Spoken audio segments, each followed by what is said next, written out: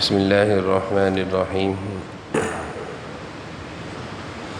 الحمد للہ والصلاة والسلام علی سیدنا محمد وعلی آلہ واصحابہ اجمعین اما بعد فاعوذ باللہ من الشیطان الرجیم بسم اللہ الرحمن الرحیم وَإِذْ تَأَذَّنَ رَبُّكُمْ لَئِن شَكَرْتُمْ لَأَزِيدَنَّكُمْ وَلَئِن كَفَرْتُمْ إِنَّ عَذَابِي لَشَدِيدٌ صدق اللہ العظیم اللہم صلی علی سیدنا مولانا محمد وعلی آل سیدنا ومولانا محمد وبارک وسلم اللہم صلی علی سیدنا مولانا محمد وعلی آل سیدنا ومولانا محمد وبارک وسلم۔ میرے قابل احترام بزرگوں اور عزیز بھائیوں، حکیم الامت تھانوی رحمۃ اللہ علیہ کی کتاب حیات المسلمین میں مسلمانوں کی پریشانیوں کے اسباب بیان ہوئے ہیں اور پریشانیوں سے نکلنے کے اعمال بھی بیان کیے ہیں۔ آج کا جو حضرت کا درس ہے، وعظ ہے، اس میں پریشانیوں سے نکلنے والے طریقے اور راستوں کو بیان کیا گیا ہے، اور دو عمل جو کہ پریشانیوں سے نکالنے میں بہت زیادہ کارآمد ہیں، ان دونوں اعمال کو بیان کیا ہے۔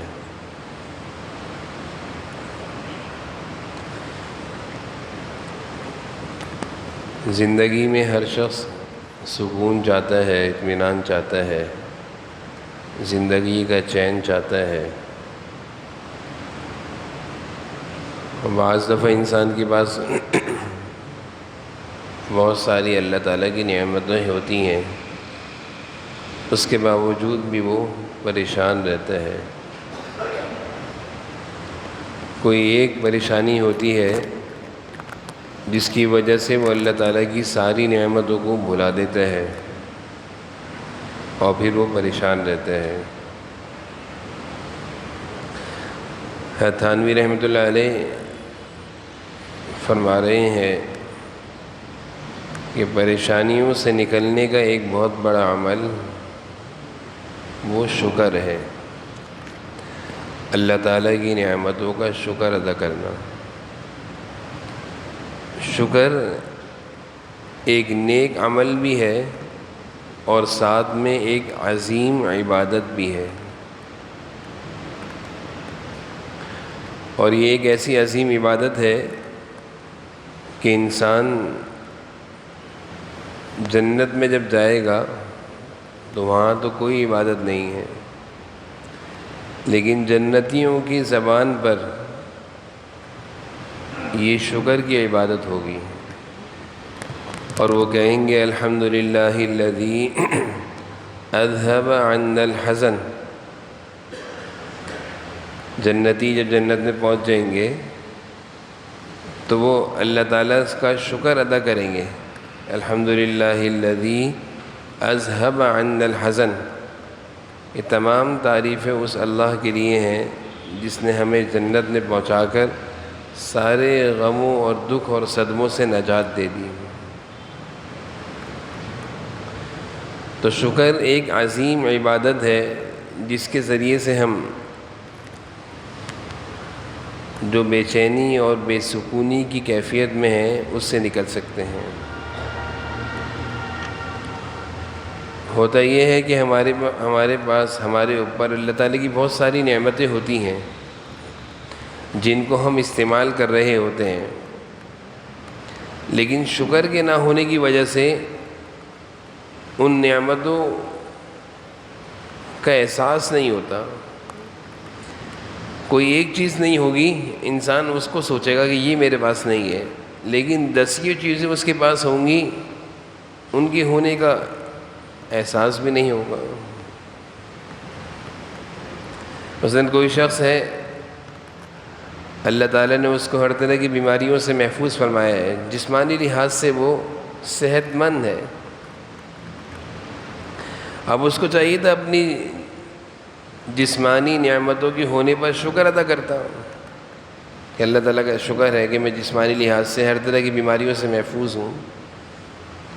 اپنے اعضائے جسمانی کو دیکھتا کہ ہاتھ میرے صحیح سالم ہیں، پاؤں میرے صحیح سالم ہیں، آنکھیں میری صحیح سالم ہیں، میں سن سکتا ہوں، میں دیکھ سکتا ہوں، میں چل پھر سکتا ہوں، میں ہر طرح کی چیزیں کھا سکتا ہوں، میرے اندر کے اعضاء جگر ہے، دل ہے، سب درست ہیں. تو یہ ایسی نعمتیں ہیں اللہ تعالیٰ کی کہ ان کے خراب ہونے کے بعد اللہ نہ کرے کوئی ایک جسم کی بیماری لگ جائے تو پتہ نہیں کتنے پیسے خرچ ہو جاتے ہیں. اور انسان کی وہ کوشش ہوتی ہے کہ سب پیسہ لگ جائے، میری صحت صحیح ہو جائے، بیماری سے نکل جاؤں. لیکن اللہ تعالیٰ کا فضل ہوا، جسم ہر بیماری سے محفوظ ہے. یہ انسان کو اتنی ساری نعمتیں نظر نہیں آتی، بلکہ وہ سوچتا ہے کہ میرے مکان چھوٹا ہے، بڑا ہونا چاہیے تھا، مکان میرا چھوٹا ہے، بڑا ہونا چاہیے تھا، میں مکان میں تنگی میں ہوں، سختی میں ہوں. تو وہ اب جہاں بیٹھے گا اور جن لوگوں کے ساتھ بیٹھے گا اس کی زبان پر بس ایک ہی جملہ ہوگا کہ مکان چھوٹا ہے، مکان چھوٹا ہے. یہ نہیں دیکھ رہا کہ اس مکان میں سکون کی نیند سوتا ہوں. اگر بیماری ہوتی تو یہ چھوٹا مکان ہی میرے لیے مصیبت بنا ہوا ہوتا، سکون کی نیند ہی نہیں ہوتی. تو مکان اس کو بند کر دوں. تو مکان کے چھوٹے ہونے کو اس نے اپنے ذہن پر اتنا سوار کیا کہ اللہ تعالیٰ کی بقیہ نعمتوں کو بھول گیا. تو بقیہ نعمتوں کا احساس کب ہوگا؟ جب زندگی میں شکر ہوگا. زندگی میں جب شکر ہوگا کہ اللہ تعالیٰ کا فضل ہے مجھ پر، اللہ تعالیٰ کی اتنی ساری نعمتیں ہیں. نہیں تو کتنے ایسے لوگ ہیں. حضرت مفتی عبدالرؤف سکروی صاحب دامت برکاتہ فرماتے ہیں نعمتوں کا احساس پیدا کرنا ہے اپنی جسمانی نعمتوں کا، تو پھر کبھی کبھی ہسپتال چلے جائے کرو.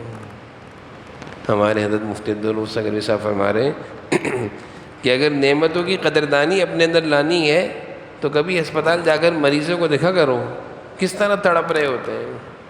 اور واقعی انسان کبھی ہسپتال چلا جائے تو اس کو اس کے جسم میں جھرجھری آ جاتی ہے کہ یار یہ کیسے تکلیف میں لوگ ہیں. یعنی بسا اوقات کسی بیمار کی بیماری، اس کی پریشانی جب سنتے ہیں تو ایسا ہوتا ہے جیسے ہم پر بھی کوئی پریشانی آ گئی، ایسی حالت ہو جاتی ہے. گزشتہ دنوں ایک خاتون ہے، بیچاری بیوہ خاتون ہے اور بچی ان کی یتیم ہے. تو پہلے ہی بیچاری پریشانیوں میں اللہ نے خیر کا معاملہ فرمایا، کوئی زندگی گزر رہی ہے، والدین کی سرپرستی ہے. اتفاق ہوا، معلوم چلا کہیں سے کہ گھر والے کہہ رہے ہیں 15 دن سے وہ رابطے میں نہیں ہیں. تو 15 دن سے کہاں ہیں؟ جب معلوم کیا تو 15 دن سے وہ اسپتال میں ہیں. ان کی بیٹی تھی، 10-12 سال کی بیٹی ہے، بخار چڑھا، بخار دماغ پہ چڑھا اور دماغ کی ساری رگیں ڈیمیج ہو گئیں، ساری رگیں دماغ کی ڈیمیج ہو گئی. اب وہ خاتون بیچاری رو ہی رہی ہے کہ میری بیٹی یتیم بیٹی ہے، بچی ہے اور بیچاری کو تکلیف آ گئی. اب وہ دماغ کی ساری رگیں جب ڈیمیج ہو گئیں تو ہاتھ پاؤں کے اعضاء نے کام کرنا چھوڑ دیا. اب ماں بیٹی کو دیکھ کے رو رہی ہے بس، اور یہ کہہ رہی ہے میں دنیا میں کوئی بھی ڈاکٹر آپ مجھے بتا دیں میں دکھا دوں گی، کوئی بھی جگہ آپ بتائیں میں دکھاؤں گی. اب وہ بیچاری اس تکلیف میں، بچی بھی تکلیف میں، ایک پورا ان کا دکھ سن کر ایسا لگا جیسے ہم پر کوئی دکھ آ گیا. تو اس وقت احساس ہوا کہ اللہ تعالیٰ آپ کا ہم پر فضل ہے. ہم کوئی اپنے آپ کو کوئی کمال والا نہیں سمجھتے، نہ سمجھنا چاہیے کہ ہم بہت بڑے کوئی نیک انسان ہیں جبھی ہم بیماریوں سے بچے ہیں. پتہ نہیں چلتا کس وقت کون سی بیماری کس حصے میں آ کر گر جائے اور انسان پریشانی، انسان ہاتھ پہ ہاتھ رکھے رہ جائے۔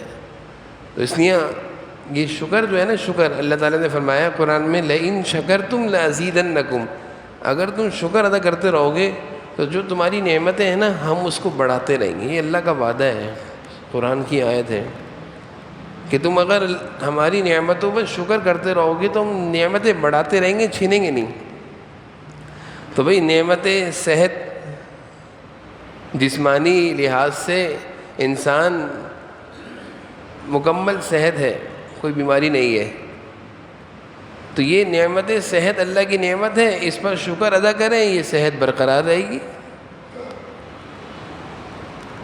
اور شکر کرنے کا طریقہ کیا ہے؟ اس کو بھی ہمارے حضرت فرماتے ہیں، حضرت مفتی درو سکروی صاحب دامت برکاتہم، کہ دن بھر میں 10 منٹ نکال لیں اور اس 10 منٹ میں بیٹھ کے صرف اللہ کی نعمتوں کو سوچیں، اور نعمتوں کے سوچنے کا آغاز اپنے جسم سے کریں کہ میری آنکھ سلامت ہے الحمدللہ۔ کتنے ایسے لوگ ہیں جن کی آنکھ نہیں، وہ در در کی ٹھوکریں کھاتے ہیں۔ کتنے ایسے لوگ ہیں جن کی سماعت نہیں، وہ سننے سے محروم ہیں۔ تو اپنے آپ سے، اپنے جسم سے شکر کا آغاز کریں۔ تو 10 منٹ دن میں نکال لیں بس، اور علیحدگی میں بیٹھ کر مسجد میں، گھر میں بیٹھ کے سوچیں۔ حضرت فرماتے ہیں 40 دن کر کے دیکھو، 40 دن بعد مزاج بن جائے گا شکر کا۔ اللہ کا شکر ہے، اللہ کا شکر ہے۔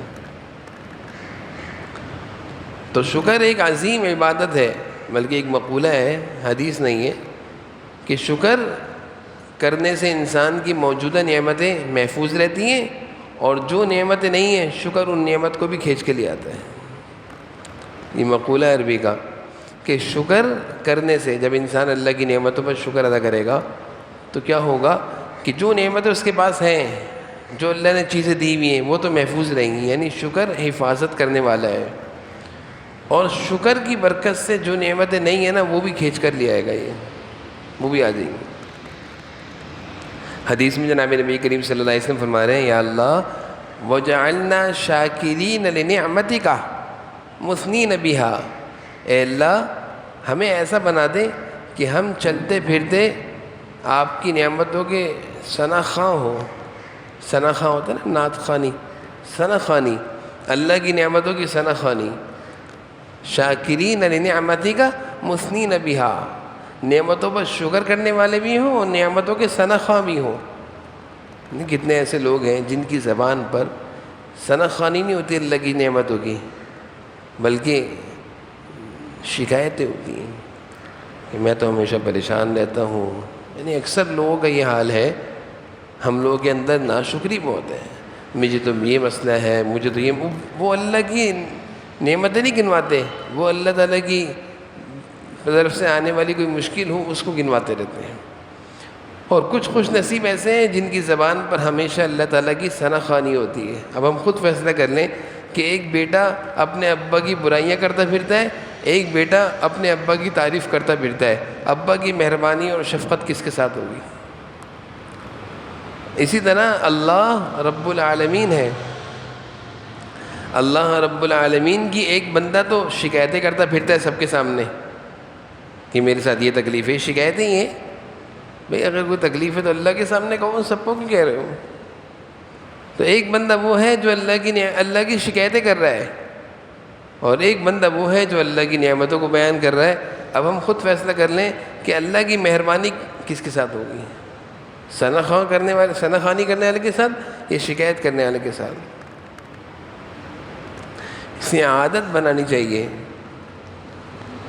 حضرت مفتی شفیع صاحب رحمۃ اللہ علیہ، مفتی اعظم پاکستان، مفتقی عثمانی صاحب دامت برکاتہم کے والد فرماتے ہیں کہ مجھے معلوم چلا میرے استاذ بیمار ہیں، تو میں اپنے استاذ کی عیادت کے لیے گیا، غالباً حضرت مولانا مفتی اصغر علی صاحب ہندوستان میں۔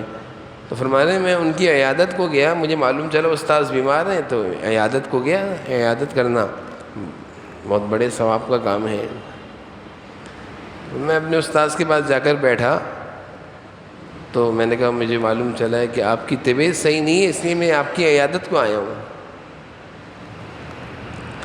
حضرت فرمایا ہاں میری طبیعت ٹھیک نہیں ہے، میری طبیعت ٹھیک نہیں ہے. اور فرمایا کہ اللہ تعالیٰ کا شکر ہے کہ میرے ہاتھ سالم ہیں، اللہ تعالیٰ کا شکر ہے میرے پاؤں سالم ہیں. حضرت کے استاذ جو بیمار ہیں وہ بیان کر رہے ہیں، خود کہہ رہے ہیں اللہ تعالیٰ کا شکر ہے میری آنکھیں سلامت ہیں، اللہ تعالیٰ کا شکر ہے میرا دل سلامت ہے. اور کہا کہ بس یہ بخار ہو گیا ہے، یہ بھی انشاءاللہ چلا جائے گا. یہ بھی طریقہ ہوتا ہے زندگی گزارنے کا کہ تکلیف کو سب سے آخر میں لے کر آئے، اللہ کی نعمتوں کو بیان کر رہے ہیں. ایک بیمار آدمی، تو میں جیسے عرض کر رہا ہوں نا کہ کچھ لوگوں کی زبانوں پر شکوے اور شکایتیں ہوتی ہیں، اور کچھ لوگوں کی زبانوں پر نعمتوں کی تذکرہ ہوتا ہے، اللہ کی نعمتوں کا تذکرہ، اللہ کا احسان ہے.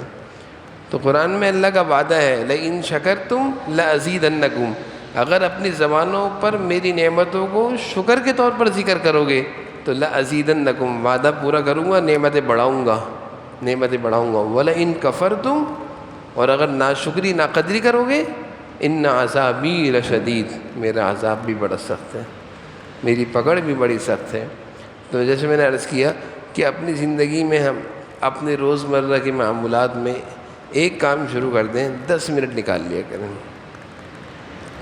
10 منٹ نکالیں اور 10 منٹ میں بیٹھ کر ہم سوچیں کہ مجھ پر اللہ تعالیٰ کے کیسے کیسے انعامات ہیں، کیسی کیسی نعمتیں ہیں، اور اس میں اپنی زندگی اپنے آپ سے نعمتوں کا آغاز کریں کہ پاؤں سلامت ہیں، ہاتھ سلامت ہیں، کوئی بیماری نہیں.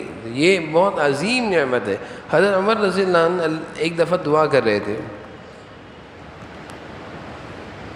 تو دعا کے الفاظ یہ تھے کہ اللہ مجھے اپنے ان بندوں میں شمار فرما جو آپ کے بندے مخصوص عبادت کرنے والے ہیں اور بہت تھوڑے سے ہیں. یعنی آپ کے وہ بندے جو ایک خاص عبادت کرتے ہیں اور وہ بہت تھوڑے بندے ہیں، مجھے اپنے ان بندوں میں شامل فرما. تو پاس بیٹھے لوگوں نے پوچھا عمر سے یہ کیا دعا کر رہے ہیں کہ ایسی کون سی اللہ کی عبادت ہے جس کو کرنے والے تھوڑے سے لوگ ہیں. تو حضرت عمر نے وہ قرآن کی آیت پڑھی، قرآن کریم کی آیت تلاوت کی، وَقَلِيلٌ مِّنْ عِبَادِيَ الشَّكُورُ، وَقَلِيلٌ مِّنْ عِبَادِيَ الشَّكُورُ. اللہ فرما رہے ہیں شکر کرنے والے میرے بندے بہت تھوڑے سے ہیں، شکر کی عبادت کرنے والے میرے بندے بہت تھوڑے سے ہیں. تو حضرت عمر فرما رہے ہیں اللہ ان تھوڑے بندوں میں مجھے بھی شامل فرما لیجیے اور میں بھی آپ کا شکر گزار بندہ بن جاؤں. تو زندگی میں بہاریں لانا، زندگی کو چین و سکھ کے راستے پر لانے کا ایک بہترین عمل وہ شکر ہے. اپنی زندگی میں ہم شکر کی عادت ڈالیں، چلتے پھرتے اللہ تعالیٰ کا شکر ادا کریں، زبان پر شکر جاری ہو جائے، الحمدللہ الحمدللہ، اللہ کا شکر ہے، الحمدللہ. پھر اللہ کی نعمتوں کی قدردانی کی دو صورتیں ہیں. اللہ تعالیٰ نے جو ہمیں نعمتیں دی ہیں ان کی قدردانی کی دو صورتیں ہیں. ان کی ناقدری نہ کریں، ناشکری نہ کریں، ان کی ناقدری اور ناشکری نہ کریں. اللہ تعالیٰ حفاظت فرمائے کہ اگر اللہ تعالیٰ کی نعمتوں کی قدر کی جائے تو نسلوں میں کبھی بھی فقر و فاقہ نہیں آئے گا، بے روزگاری نہیں آئے گی. اور اگر ان نعمتوں کو ضائع کیا جائے، ناقدری کی جائے، نالیوں میں بہائے جائے تو پھر ایک نسل یا دو نسل بعد محتاجگی اور فقر و فاقے کا سلسلہ شروع ہو جائے گا. یہ بزرگوں کا ارشاد ہے کہ اگر تم چاہتے ہو کہ تمہاری نسلیں اللہ کی نعمتوں کی مزے لوٹتے رہیں تو پھر نعمتوں کی قدردانی کرنا سکھاؤ، ضائع کرنے سے بچاؤ. اللہ تعالیٰ ہمیں معاف فرمائے. ہمارے ہاں تو ایک رواج ہو گیا اور یہ رواج ہر گھر میں ہے، بہت تھوڑے سے لوگ ہوں گے جو اس سے کھانا بچا کچرے میں ڈال دیا، روٹی بچی بھوسی ٹکڑوں میں ڈال دی، سالن پتیلی میں ہے، چاول ہے، نالی میں بہا دیے، چائے آدھی پی آدھی رہ گئی نالی میں بہا دی. حضرت ماں حکیم اختر صاحب، حضرت شاہ حکیم محمد اختر صاحب رحمہ اللہ، وہ فرماتے تھے کہ تم آج اللہ کی نعمتوں کو نالی میں بہا رہے ہو، سن لو کہ تمہاری نسلیں فقیر پیدا ہوں گی، فقیر. تم آج جس طرح اللہ کی نعمتوں کی ناقدری کر رہے ہو،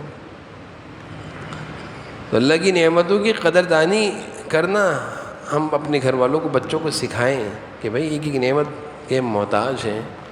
پانی بھی اللہ کی نعمت ہے، اس کو ضائع ہونے سے بچائیں۔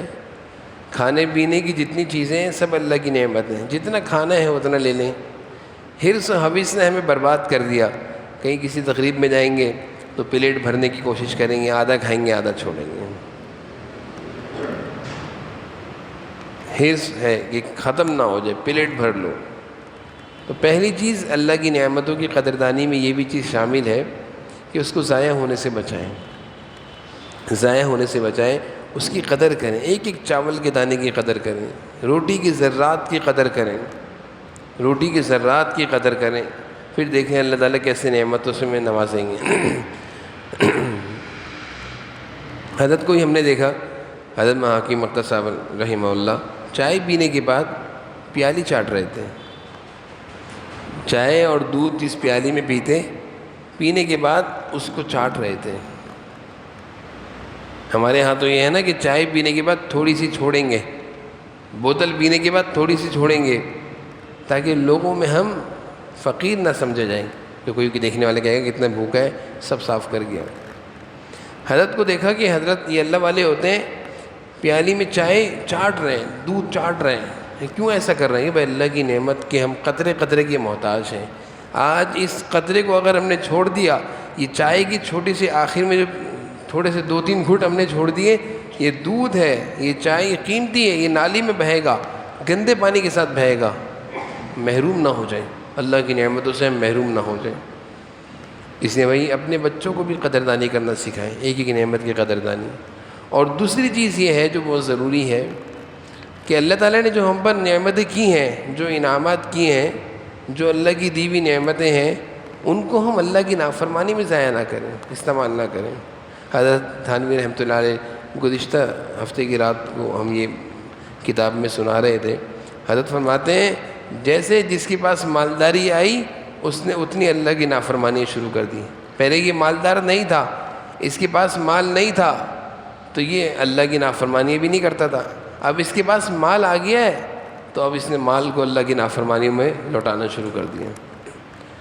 اس لیے مال اللہ تعالیٰ کی دی ہوئی نعمت ہے، اس کو اللہ کی نافرمانی میں نہ لوٹائیں۔ شادی بیاہوں کی تقریبوں میں، فضول خرچی میں، شادی بیاہوں کی رسموں میں، گناہوں کے مقام پر اللہ کی نعمتوں کو نہ خرچ کریں، اس سے بھی نعمتیں چھن جاتی ہیں۔ جب اللہ تعالیٰ دیکھیں گے کہ میں نے اس کو اپنی نعمت دی ہے اور یہ اس کو میری نافرمانی کی جگہوں پر لگا رہا ہے، تو اس کا بھی اہتمام ہو کہ اللہ کی دی ہوئی نعمتوں کو اللہ کی ناراضگی اور نافرمانی کی جگہ پہ استعمال نہ کریں۔ تو یہ کچھ چیزیں ہیں جو بزرگوں کے ارشادات کی روشنی میں نے عرض کری۔ ان چیزوں کے اہتمام کی برکت سے آج جو ہماری زندگی میں بے چینی اور پریشانی ہے اس سے ہم بچ جائیں گے، نکل جائیں گے۔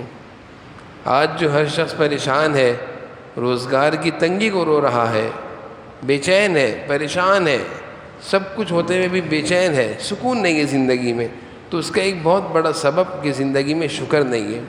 آج سے اگر ہم اپنی زندگی میں اپنی موجودہ نعمتوں پر شکر کرنا شروع کر دیں، چھوٹی گاڑی یہ بھی اللہ کی نعمت ہے، اور اگر بھائی سواری نہیں ہے تو پاؤں بھی اللہ کی نعمت ہے، پاؤں بھی اللہ کی نعمت ہے۔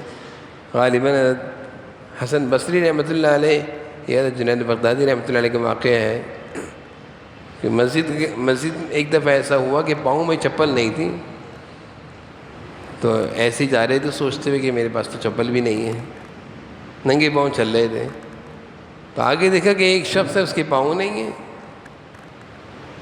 ایک دم سے اللہ تعالیٰ کی طرف سے بعض دفعہ اللہ تعالیٰ اپنے نیک بندوں کی تنبیہ کر دیتے ہیں کہ خیال دل میں آیا کہ میرے پاس تو چپل ہی نہیں، جیسے ہم لوگ کہتے ہیں نا میرے پاس تو کپڑے ہی نہیں ہے، میرے پاس تو چپل ہی نہیں، ہوگا سب کچھ لیکن ہم شکایتیں کرتے ہیں۔